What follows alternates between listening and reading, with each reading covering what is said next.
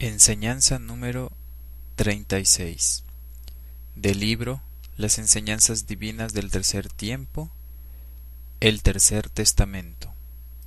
Cuando el espíritu de algún gran pecador se desprende de la vida material para penetrar en el valle espiritual, se sorprende al comprobar que el infierno como él lo imaginaba no existe, y que el fuego del cual se le habló en los tiempos pasados no es sino la esencia de sus obras al encontrarse ante el juez inexorable de su conciencia. Ese juicio eterno, esa claridad que se hace en medio de las tinieblas que envuelven a aquel pecador, quema más que el fuego más ardiente que pudieseis concebir, mas no es una tortura preparada como un castigo para el que me ofendió. No, esa tortura proviene del conocimiento de las faltas cometidas, del pensar de haber ofendido a quien le dio la existencia, de haber hecho mal uso del tiempo y de cuantos bienes recibió de su Señor. ¿Creéis que deba yo castigar a quien con sus pecados me ofendió, cuando yo sé que el pecado ofende más a quien lo comete?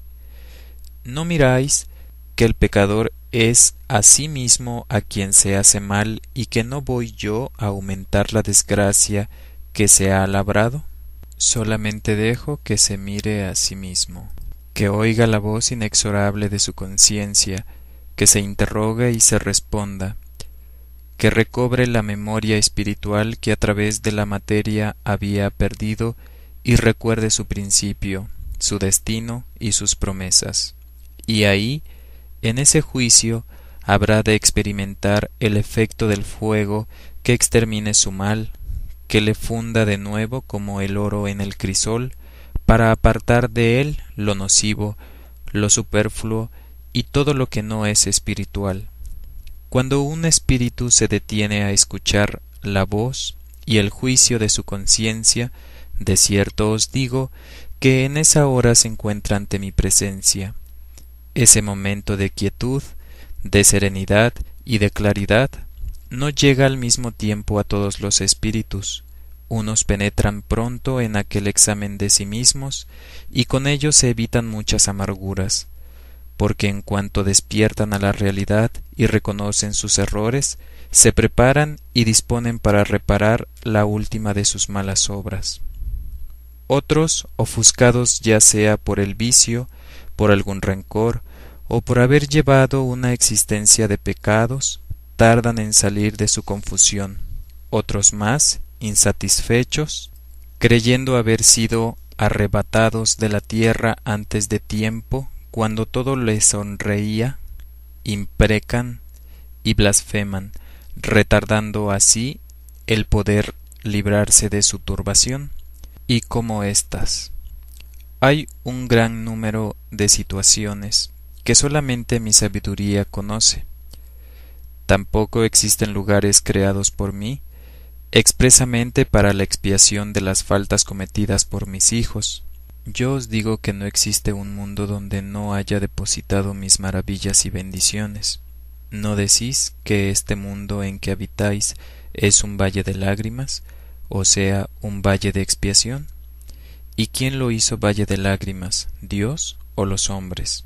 Yo lo formé a imagen del paraíso celestial, sembrándolo de maravillas y complacencias, pensando hasta en lo más pequeño e insignificante para haceros felices, y sin embargo, dentro de un mundo formado así, para el bienestar y el adelanto, para el deleite y la elevación espiritual de la humanidad, los hombres sufren, lloran, se desesperan y se pierden.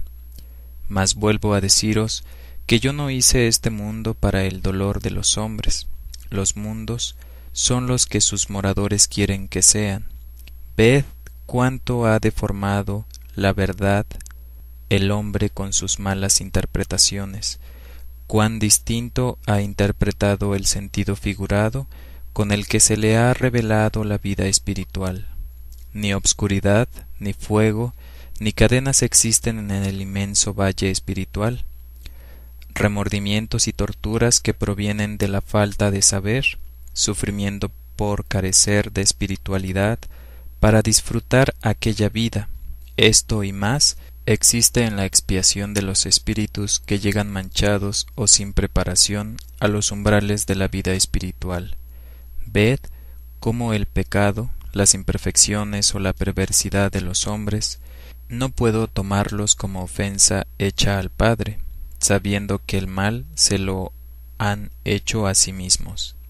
Tampoco la tierra se ha manchado, ella es tan buena y tan limpia como cuando brotó del Padre.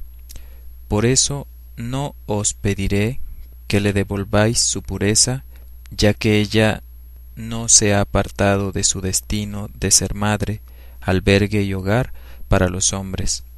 En cambio, a la humanidad sí le pediré que se arrepienta, que se regenere, que purifique su espíritu y su cuerpo, en una palabra, que retorne a su pureza original y que ostente en su espíritu la luz conquistada a través de la evolución, de la lucha y de la práctica de la virtud.